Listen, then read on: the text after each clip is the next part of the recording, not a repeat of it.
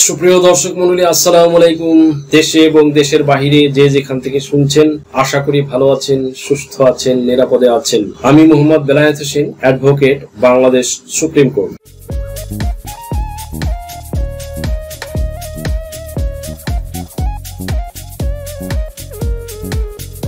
Viewers, আজকে দুর্দান্ত একটি টপিক নিয়ে আপনাদের সামনে হাজির হয়েছি। টপিকটি হলো নতুন ভূমি আইন, দুটি সঠিক প্রমাণ থাকলেই জমির মালিক আপনি।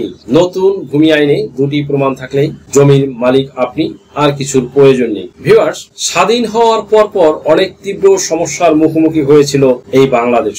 বাংলাদেশ যাত্রা শুরু করেছিল শূন্য থেকে। সে সময় যৎকিঞ্চিৎ সাহায্য দিয়েছিল বহু দেশ, কিন্তু তার অর্থনৈতিক অবস্থা দেখে মার্কিন যুক্তরাষ্ট্রের পররাষ্ট্রমন্ত্রী বাংলাদেশের নাম দিয়েছিলেন তলাবিহীন ঝুড়ি। তার ধারণা ছিল যে যতই সাহায্য করা হোক না কেন, বাংলাদেশ কখনো নিজের পায়ে দাঁড়াতে পারবে না, মাথা উঁচু করে দাঁড়াতে পারবে না। বাট আজ স্বাধীনতার এতগুলো বছর পেরিয়ে এসে বাংলাদেশকে দেখে সমগ্র বিশ্ব বিস্মিত হচ্ছে। উন্নয়নের এক অনুকরণীয় দৃষ্টান্ত স্থাপন করেছে বাংলাদেশ। সে ক্রমে উপরে উঠছে, আরো উপরে যাবে। অজস্র তার অর্জন। বাংলাদেশে বিগত বছরগুলোতে ভূমি সেক্টরে নানা প্রতিকূলতা সত্ত্বেও জমি জমার ক্ষেত্রে যে অগ্রগতি অর্জন করেছে তা এক প্রকার অনন্য, অসাধারণ। তার মধ্যে স্থান পেয়েছে তিনটি নতুন ভূমি আইন। এই নতুন ভূমি আইনের বিধিমালা জারি হয়েছে, অলরেডি কার্যক্রম শুরু হয়ে গেছে দেশের বিভিন্ন বিভাগে, জেলায়। এখন দুর্নীতি প্রতিরোধ কল্পে ভূমি সেক্টরটি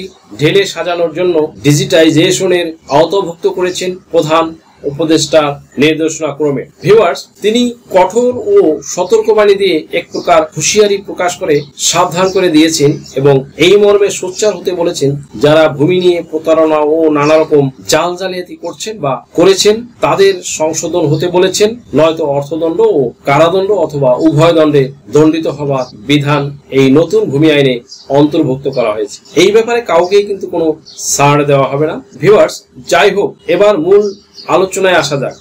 আমরা কিন্তু বেসিক্যালি দুই ভাবে জমির মালিকানা অর্জন করে থাকি বা জমির মালিক হয়ে থাকি। কি সেই দুই প্রকার? এক নম্বর হচ্ছে ওয়ারিশ সূত্রে বা খতিয়ান মূলে মালিকানা অর্জন, এবং দুই নম্বর হচ্ছে ক্রয় সূত্রে জমির মালিকানা অর্জন করে থাকে। ওয়ারিশ সূত্রে বা খতিয়ান মূলে মালিকানা অর্জন কিভাবে করে থাকে? এক্ষেত্রে কিন্তু CS, SA, RS, BRS, city জরিপ মূলে আপনার দাদার দাদা, দাদা, বাবা এবং পরবর্তীতে আপনারা মালিকানা অর্জন করে এসেছেন। আপনারা বংশ পরস্পরায় উত্তরাধিকার মূলে মালিকানা অর্জন করে ভোগ দখল করে আসছেন, কিংবা অন্য কেহ জোর জবরদস্তি আপনাদের জমি দখল করে খাচ্ছেন। মনে করুন এমত অবস্থায় আপনার জমি অন্যের দখলে চলে গেছে, তাহলেও এটা কোনো ব্যাপার না, ডাজন্ট ম্যাটার। কেননা এই আইনের বিধান আছে যে দলিল যা, জমি হবে তার। আরেকটি বিষয় হলো, আমরা ক্রয় সূত্রে জমির মালিকানা অর্জন করে থাকি। দ্যাট মিনস দলিল মূলে মালিকানা অর্জন যাকে বলা হয়। দ্যাট মিনস গ্রহীতার দলিল থাকতে হবে এবং এই দলিলের ভিতরে বিগত 25 বছরের মালিকানার ধারাবাহিক বিবরণ কনসিস্টেন্টলি থাকতে হবে। দেখতে হবে যার কাছ থেকে জমি কিনেছেন সেখানে CS, SA, RS, BRS, city জরিপ পর্যন্ত ধারাবাহিক মালিকানার বিবরণ এবং যার কাছ থেকে জমি কিনেছেন তার কাছে সকল রেকর্ড বিদ্যমান আছে কিনা। মনে রাখবেন, দলিল হচ্ছে মালিকানা প্রমাণের প্রথম ও সর্বশ্রেষ্ঠ পন্থা বা উপায় বা এভিডেন্স, যার উপরে আর কোনো ডকুমেন্টস নাই। কারণ এটা কিন্তু আইন মন্ত্রণালয়ের অধীন সাব রেজিস্ট্রার অফিসে কর্তব্যরত সাব রেজিস্ট্রার মহোদয় কর্তৃক সম্পাদিত ও নিবন্ধিত হয়ে থাকে, যার সত্যতা এবং অথেন্টিকেশন অনেক ব্যাপক। ভিউয়ার্স, অপরদিকে ওয়ারিশ সম্পত্তির ক্ষেত্রে যে খতিয়ান সমূহ, that means CS, SA, RS, BRS, city জরিপ পর্যন্ত এগুলো কিন্তু বাংলাদেশ সরকার কর্তৃক সার্ভে করে এসি ল্যান্ড অফিস কর্তৃক সৃজিত হয়েছে, ক্রিয়েট করা হয়েছে, অতঃপর দেন আপনাকে মালিকানা দিয়েছে। 1940 সালে যখন সিএস খতিয়ান সৃজিত হয় তখন কিন্তু ব্রিটিশ সরকার জমির সম্পূর্ণ মালিকানা আপনাদের দেয়নি, তখন দখল সত্ত্বে মালিকানা ছিল। পরবর্তীতে পাকিস্তান সরকার এসে সম্পূর্ণ মালিকানা অর্পণ করেছেন। এরপরে যে খতিয়ান এসেছে সেই খতিয়ান মূলে ভূমি মন্ত্রণালয় কর্তৃক যে ভূমির মালিক সেটা স্পষ্ট ছিল। এই জন্য বলেছেন বিডিএস জরিপ, that means Bangladesh digital survey হয়ে গেলে অনেক খতিয়ান সংশোধন হয়ে যাবে। এজন্যই এই দুটি প্রমাণপত্র ঠিক রাখতে হবে, নয়তো জমি নিয়ে মামলা মোকদ্দমায় যেতে হবে, আদালতের মাধ্যমে জাজমেন্ট এন্ড ডিক্রি নিয়ে জমির কাছে যেতে পারবেন, নয়তো জমির দলিল ধুয়ে কিন্তু পানি খেতে হবে, এটা কোনো কাজে আসবে না। আদালত পাড়ায় ঘুরতেই থাকবেন, ঘুরতে ঘুরতে জুতোর তলি ক্ষয় হয়ে যাবে, তথাপিও জমির ধারে কাছেও কিন্তু যেতে পারবেন না, জমি হারাবেন। 1 নম্বরে যাদের এই ডকুমেন্টস দুটির মধ্যে কোনো করণিক ভুল থাকে বা অন্য কোনো বড় ধরনের ভুল থাকে, তবে এখনই ঠিক করে নিন। প্রয়োজনে দাতাকে নিয়ে গিয়ে সাব রেজিস্ট্রি অফিসে গিয়ে সংশোধন করে নিন, কিংবা মোকদ্দমার প্রয়োজন হলে করে ঠিক করে নিন, যাকে মিসকেস বলে বা মিসসেলেনিয়াস কেস বা বিবিধ মামলা। 2 নম্বরে যদি রেকর্ড খতিয়ানের মধ্যে কোনো ভুল হয়ে থাকে, আপনার রেকর্ড অন্যের নামে হয়ে গেলে সেটা মিসকেস বা যাকে বলে বিবিধ মামলা দিয়ে এখনই আপনি কিন্তু সেই ডুপ্লিমেসি বা সেই এরর গুলো ঠিক করে নেবেন। এখন কথা হচ্ছে যে আপনার যদি পেইন্ট পর্চা হয়ে গিয়ে থাকলে তখন কি করবে? এক্ষেত্রে হতাশ বা ফ্লাস্ট্রেশনের কিছু নেই বন্ধুগণ। এখন ল্যান্ড সার্ভে ট্রাইব্যুনালে সময় নেই বলে ভয়ের কিছু নেই। আপনি একজন সিভিল লয়ারের মাধ্যমে ঠিক করে নিন। ভূমিদস্যুদের অনেকে হয়তো মনে মনে দোয়া করছেন যে এই আইন পাশ হয়েছে কিন্তু ইমপ্লিমেন্ট হবে না কোনোদিনই, তাদের আশায় কিন্তু গুড়ে বালি।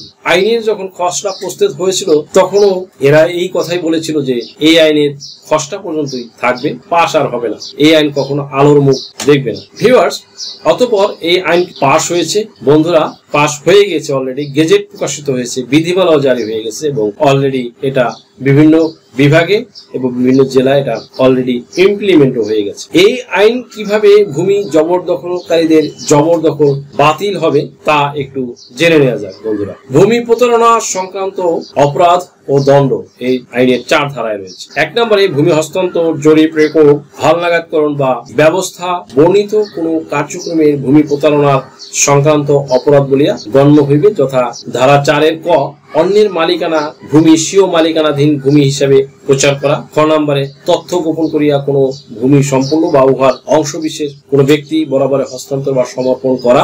9 নম্বরে স্বীয় মালিকানাধীন ভূমির অতিরিক্ত ভূমি বা অন্যের মালিকানাধীন ভূমি তৎকর্তৃক ক্ষমতাপ্রাপ্ত না হইয়া কোনো ব্যক্তি বরাবর হস্তান্তর বা সমর্পণ করা। 9 নম্বরে কোনো ব্যক্তি অপর কোনো ব্যক্তি বলিয়া মিথ্যা পরিচয় দান করিয়া বা জ্ঞাতসারে এক ব্যক্তিকে অপর ব্যক্তি রূপে প্রতিস্থাপিত করিয়া কোনো ভূমি সম্পূর্ণ বা উহার অংশবিশেষ হস্তান্তর বা সমর্পণ করা। 9 নম্বরে মিথ্যা বিবরণ সম্বলিত কোনো দলিল স্বাক্ষর বা সম্পাদন করা। 4 নম্বরে কর্তৃপক্ষের নিকট মিথ্যা বা অসত্য তথ্য প্রদান করা। এবং 6 নম্বরে এই আইনের উদ্দেশ্য পূরণ কল্পে বিধি দ্বারা নির্ধারিত অন্য কোনো কার্য সম্পাদন।